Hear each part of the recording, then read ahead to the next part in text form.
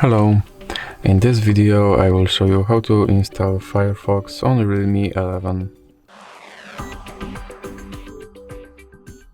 So you have to start with opening your Google Play Store and now click on search bar and type in Firefox and click search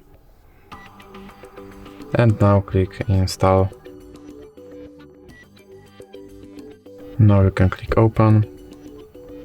And here you can make your Firefox your default browser, or you can click not now. Here you can try out the Firefox search widget, or you can click not now. And now you can turn on notifications from this app, or you can click not now.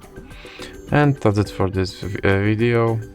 If you liked it, please remember to leave like and subscribe.